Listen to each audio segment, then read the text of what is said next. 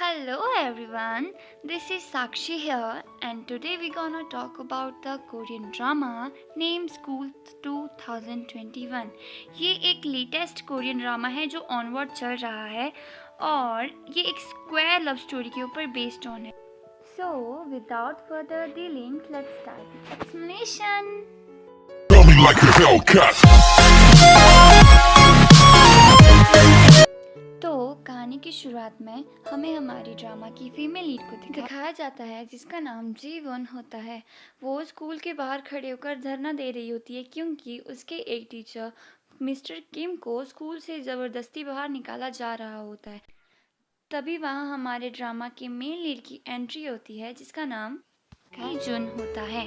वो उसके पास जाकर खड़ा होकर उसे देखने लगता है जिस पर जी वुन उसे कहती है कि क्या। तो की जुन कहता है कि मैंने सुना है कि आज बारिश होने वाली है। तो जीवन कहती है कि माइंड योर ओन बिजनेस। और तभी बारिश होने लगती है। इसके बाद बेचारी नीचे की तरफ शर्म के मारे देखकर कीजुन के छाती की तरफ देखने लगती है, लेकिन हमारा कीजुन उसे बिल्कुल भी भाव ना देकर वहां से निकल लेता है और जीवन को कार्डबोर्ड को ही अपने सिर के ऊपर रखकर आना पड़ता है। के बाद पीटी रूम का सीन दिखाया जाता है जहां लड़के हाई जंप दे रहे होते हैं और लड़कियां क्लैपिंग कर रही होती है। तभी हमारे कीजुन की बारी आती है और उसका दोस्त उसे कहता है कि ऐसा जंप मारना कि तुम्हें सब देखते रह जाएं। तो कीजुन बोलता है कि क्यों। तो उसका दोस्त कहता है कि क्योंकि सिया योंग भी तुम्हें देख रही है। तो मैं आपको बता दूं कि सिया योंग इस ड्रामे की सेकंड फीमेल लीड है। और कीजुन भागते भागते ये ड्रीमिंग करने लगता है कि क्लास की सारी लड़कियां उसे चीयर कर रही हैं और सिया योंग भी उसे चीयर कर रही है। इसके बाद वो देखता है कि पीटी रूम में रिकॉर्ड्स के स्टूडेंट और कोच आ रहे हैं, तो उसका ध्यान डिस्ट्रैक्ट हो जाता है और वो जंप देते देते गिर जाता है।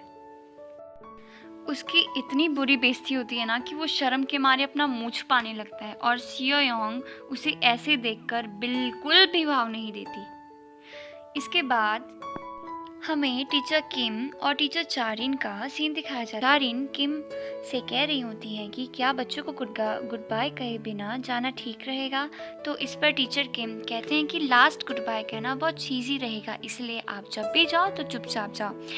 इसके बाद हमें इन दोनों को बाहर आते हुए दिखाया जाता है जहाँ पर टीचर किम टीचर चारिन से कहते हैं कि आप सभी बच्चों का ध्यान रखिए। पर टीचर चारिन कहती हैं कि आपको तो पता ही है कि बच्चों को वुड वर्किंग करना कितना पसंद है, अगर आप चले जाएंगे तो बच्चों का क्या होगा। इस पर टीचर किम कहते हैं कि कल परसों तक एक नया टीचर भी आ जाएगा। फिर जब ये दोनों अम्ब्रेला लेकर बाहर निकलते हैं तो देखते हैं कि जीवॉन अकेले ही बारिश में खड़े होकर टीचर किम के लिए धरना दे रही होती है और ये देखकर मिस्टर किम बहुत इमोशनल हो जाते हैं। इसके बाद ये दोनों जीवन के पास जाकर उसके ऊपर छतरी रखते हैं और टीचर को देखकर जीवन कहती है कि आप सच में जा रहे हैं, मैं आपके लिए आखिरी तक लड़ूंगी, मैं आपको नहीं जाने दूंगी। तो टीचर किम कहते हैं कि तुम्हें क्लास में होना चाहिए, तो तुम इस वक्त यहाँ क्या करना चाहती हो। टीचर चारिन, आप तो इसकी क्लासरूम टीचर हो ना, तो आपने भी इसे नहीं रोका। तो टीचर चारिन कहती है कि इसका नाम जीवो ने, इसे कौन रोक सकता है। तो टीचर किम कहते हैं कि तुम्हें तो कंट्री का बेस्ट कारपेंटर बनना है ना, तो तुम यहाँ क्या कर रही हो, तुम्हारे पास इतना टाइम है। इसके बाद वो कहते हैं कि ये लो रिश्वत, जब तुम फेमस हो जाओगी तो तुम सबको बताना कि मैं तुम्हारा टीचर था। तो जीवोन इमोशनल हो जाती है और वो उसे अपनी छतरी देकर वहाँ से चले जाते हैं। इसके बाद हमें पीटी रूम का सीन दिखाया जाता है जहाँ कीजुन कोच से बात कर रहा होता है, जहाँ कोच उससे पूछ रहे होते हैं कि तुम्हारी एंकल इंजरी अब कैसी है। तो कीजुन कहता है कि अब ठीक है। इसके बाद कीजुन पीटी रूम से जाने लगता है और हमें यहाँ पर पता चलता है कि कीजुन ने मार्शल आर्ट्स क्विट कर चुका है और जो वो बचपन से करता आ रहा था। नेक्स्ट सीन में हमें क्लास का सीन दिखाया जाता है जहाँ कीजुन खिड़की के बाहर देख रहा होता है और हमारी जीवुन उसे देख रही होती है। तभी कीजुन के फ़ोन पर रिमाइंडर बजता है और वो अपने मोबाइल चेक करता है और उसमें लिखा होता है कि आज यॉनमिन की डेथ एनिवर्सरी है। इसके बाद जीवन के दोस्त उसे सॉरी कह रहे होते हैं क्योंकि वो आखिरी वक्त तक उसके साथ धरना नहीं दे सकी। तो जीवन कहती है कि कोई बात नहीं। इसके बाद कीजुन अपना बैग पैक करके जाने लगता है। तो जीवन उसे रोकते हुए पूछती है कि तुम कहाँ जा रहे हो। तो कीजुन घर बोलकर जाने लगता है। तो कीजुन कहती है कि लगता है कि तुम बंक मारने जा रहे हो। तो कीजुन उसे इग्नोर करके ग्योनमिन की ग्रेव के पास चला जाता है और वहाँ ग्योनमिन की ग्रेव के पास फोटो रखी हुई थी और उन फोटो में 3 लड़के होते हैं, जिसे देखकर हम ये अंदाज़ा लगा सकते हैं कि उन फोटो में एक ग्योनमिन, एक कीजुन और एक कोई और लड़का है। कीजुन ग्योनमिन की ग्रेव से बातें करने लगता है। वो कहता है कि तुम कैसे हो, मैंने टेक्वांडो छोड़ दी है और अब मुझे नहीं पता कि मैं क्या करूँगा। मुझे तुम्हारी बहुत याद आ रही है। इसके बाद वो उसे बाय बोलकर वहाँ से चला जाता है और अब हम देखते हैं कि वहाँ बाइक से एक लड़का आता है जो हमारे इस ड्रामे का सेकंड मेन लीड है, जिसका नाम यंग जू है। अब हम देखते हैं कि जहाँ से कीजुन एक तरफ जा रहा है तो वहाँ दूसरी तरफ यंग जू ग्रेव के पास आ रहा है और अब रात हो गई है और हम कीजुन को अपने घर में देखते हैं। तो वो देखता है कि दादाजी एक रूम में कुछ कर रहे होते हैं। तो वो उनके पास जाकर उनसे पूछता है कि क्या ये आप क्या कर रहे हैं। तो दादाजी कहते हैं कि मैं एडवांस में सफाई कर रहा हूँ। तो कीजुन समझ जाता है और कहता है कि क्या घर बिक गया। तो दादाजी कहते हैं कि हाँ। तो फिर हमारा कीजुन भी अपने दादाजी की मदद करने लगता है और कहता है कि जब मैं बड़ा हो जाऊंगा तो मैं बहुत पैसे कमाऊंगा और फिर से ये खरीद लूँगा। तो दादाजी कहते हैं कि मैं लंबी उम्र तक जीऊँगा ताकि मेरा पोता अमीर हो जाए। फिर नेक्स्ट सीन हमें स्कूल का सेमिनार दिखाया जाता है, जहाँ पर एक सेमिनार हो रहा होता है, जहाँ पर एक सर स्पीच दे रहे होते हैं। वो उन्हें उनके कैरियर और अप्रेंटिस के बारे में बता रहे होते हैं। तो एक लड़का उनसे पूछता है कि क्या आप को नहीं लगता कि स्टडी और वर्क करना एक साथ बहुत डिफ़िकल्ट है। तो सर कहते हैं कि तुम्हारी बात सही तो है, लेकिन सोचो कि तुम ऐसी साइट पे जाओगे जहाँ तुम्हें कुछ सीखने को मिलेगा और स्कूल भी जाओगे, यानी कि तुम स्टडी और वर्क एक साथ करोगे और तुम्हें वर्क की मंथली सैलरी भी मिलेगी। और जब तुम 20 साल के होगे तो तुम्हारी लाइफ कर्ज से नहीं बल्कि सेविंग से स्टार्ट होगी। तो है ना अप्रेंटिस का फ़ायदा। तो फिर हमारा कीजुन उनसे पूछता है कि मंथली सैलरी कितनी होगी। तो सर कहते हैं अलग अलग कंपनी की अलग अलग सैलरी होती है, लेकिन मैं ये तो कह सकता हूँ कि मिनिमम वेज से तो ज़्यादा ही होगी। अब कीजुन फिर से सवाल पूछता है कि ये अप्रेंटिस क्या होता है, और सारे बच्चे उसकी तरफ देखने लगते हैं और सर भी चौंक जाते हैं और जीवन सोच रही होती है कि इसका क्या होगा। तो गाइस, मैं आपको बता दूं कि अप्रेंटिसशिप में आप सीखते भी हैं और काम भी करते हैं, जिसकी आपको मंथली सैलरी भी मिलती है। तो तभी वहाँ एक सर आ जाते हैं और कहते हैं कि आप सभी ने सुना ना कि इन्होंने क्या कहा। तो ये जिस कंपनी में है वहाँ पर एक अप्रेंटिस की सीट खाली है, तो कोई बच्चा इंटरेस्टेड है तो वो प्लीज़ अपना हाथ ऊपर करे। तो जीवन जल्दी से अपना हाथ ऊपर कर देती है और कहती है कि मैं इंटरेस्टेड हूँ। और तब सर कहते हैं कि कोई और भी है। तो कीजुन भी अपना हाथ ऊपर कर लेता है और सेमिनार ख़त्म हो जाता है और सारे स्टूडेंट बाहर जाने लगते हैं। तभी जीवन कीजुन के पास आकर कहती है कि तुम अप्रेंटिस क्यों करना चाहते हो। तो कीजुन कहता है कि क्यों, क्या मैं अलाउ नहीं हूँ ये करने के लिए। तो जीवन उसे बोलती है कि तुम ये जानबूझकर कर रहे हो ना। तो कीजुन उसे रिप्लाई देता है कि क्या बोल रही हो तुम, मुझे कुछ समझ नहीं आ रहा, और ये बोलकर वो वहाँ से चला जाता है। और अब हम देखते हैं कि उन्हीं की क्लास के कुछ बच्चे चुप कर देख रहे होते हैं। फिर वो लोग आपस में बातें करने लगते हैं कि कीजुन ने अचानक अप्रेंटिस में पार्टिसिपेट क्यों कर लिया, कहीं ऐसा तो नहीं कि वो जीवन को पसंद करता है।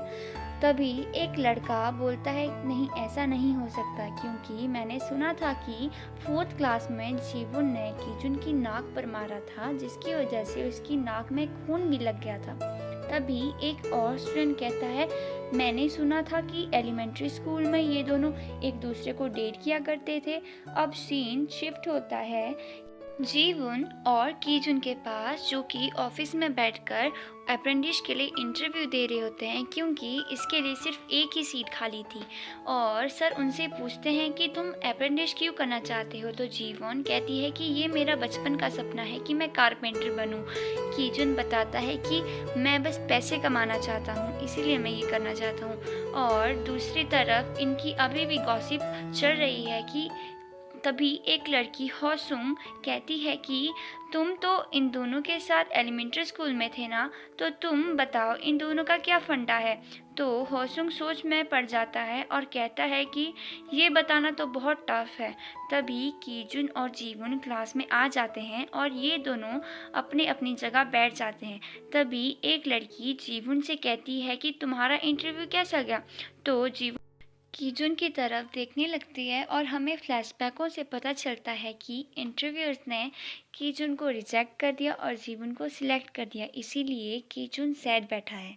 शिफ्ट होता है जहां हम देखते हैं कि एक रास्ते पर एक आदमी चलकर जा रहा होता है। तभी उसे यंगजू दिखता है, तो वो उसके पास जाकर उससे लाइटर मांगता है और यंगजू उसे लाइटर दे भी देता है। और यंगजू के हाथ पर लगी भी होती है जिसकी वो खुद ही मरहम पट्टी कर रहा होता है।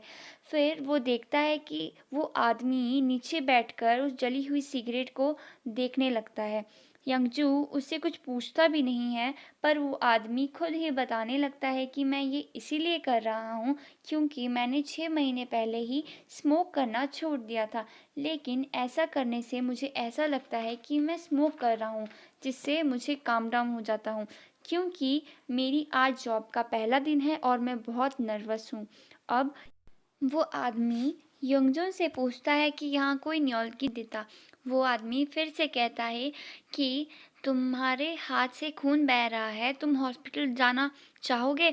तो यंग उसे अपने काम से काम रखने के लिए बोलता है और उसकी तरफ गुस्से से देखने लगता है। वो आदमी डर कर वहाँ से निकल लेता है और यंगजू भी उसका पीछा करने लगता है।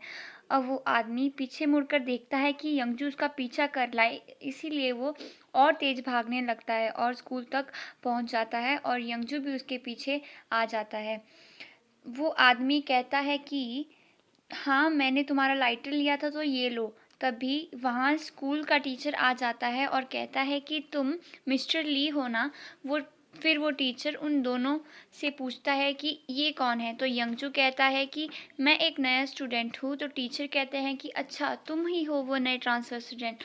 फिर नेक्स्ट सीन में हमें दिखाया जाता है कि जुनको उसका दोस्त परेशान कर रहा होता है। वो उसकी नींद को ख़राब कर कर उसके हाथ में फायर क्रैकर पकड़ाकर उसे खींच कर दरवाजे के पास लेकर जाता है और कहता है कि तुम जैसे ही युनबी दरवाजे के अंदर आए तो तुम इसे फोड़ देना, क्योंकि आज वो युनबी से कन्फेस करने वाला होता है।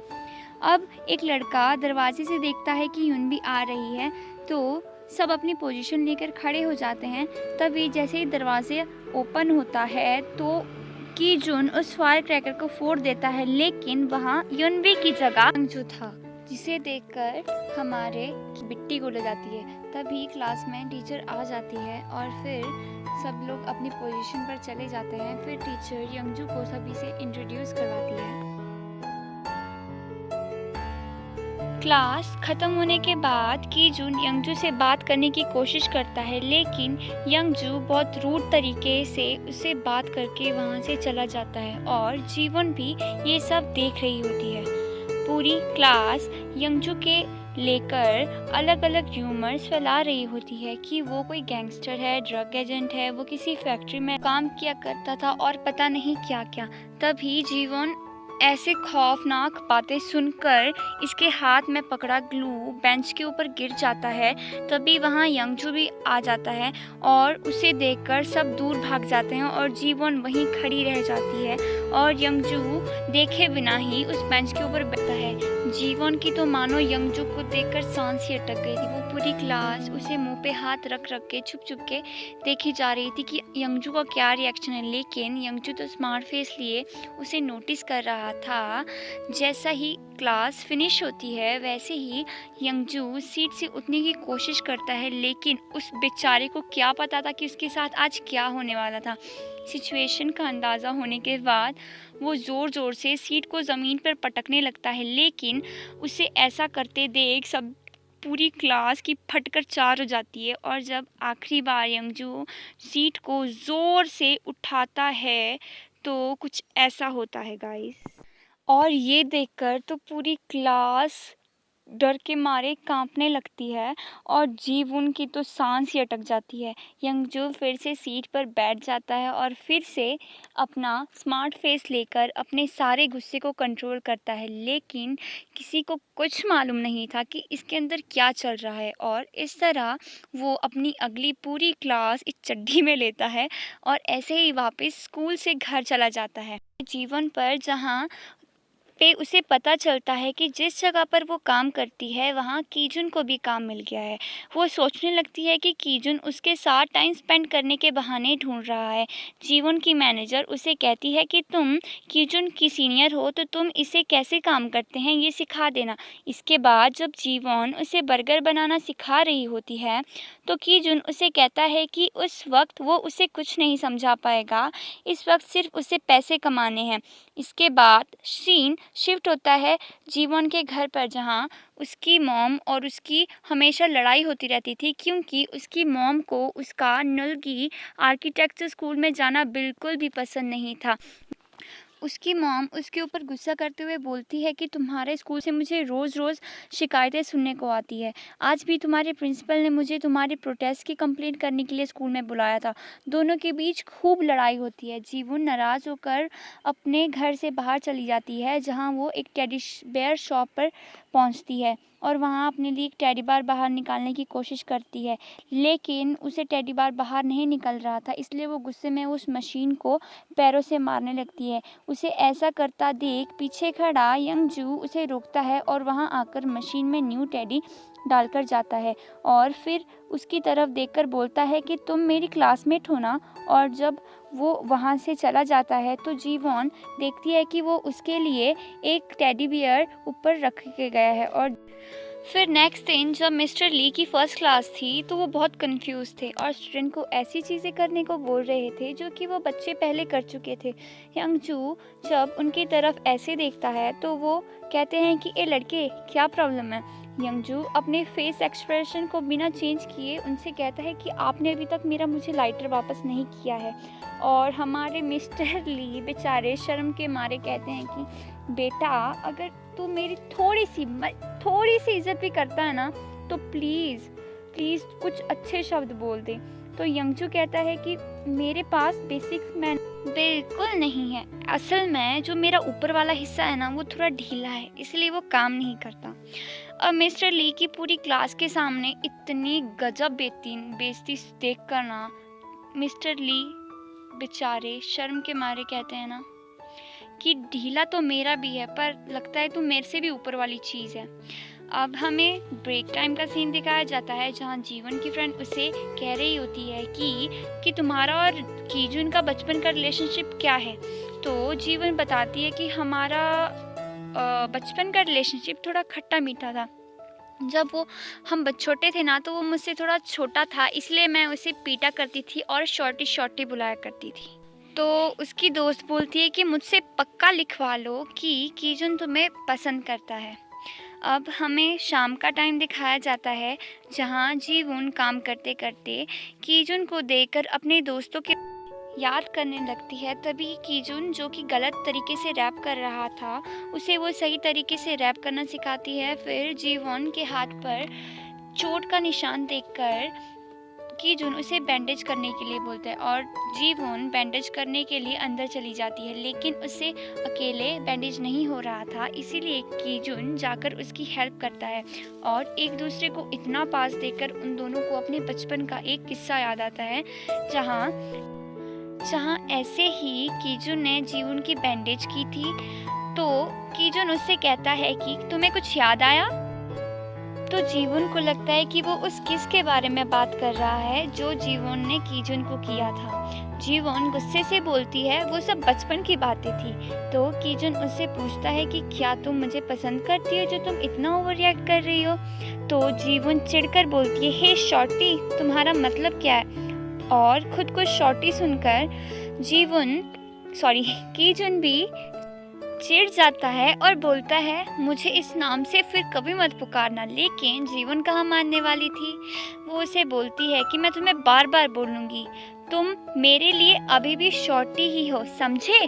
तो जीवन उसे अपने पास लाकर कहता है कि क्या ऐसा है। तो जीवन कहती है हाँ। तो कीजुन उसे बचपन की तरह किस करने को बोलता है। कीजुन की बात सुनकर और उसे अपने इतने करीब देखकर जीवन की तो बोलती बंद हो जाती है और इस तरह हमारा पार्ट 1 यही खत्म होता है। So guys, if you like my video then please subscribe me because it's my first video and you don't know how much it feel when someone give you support. Then please, I love you. Sarange.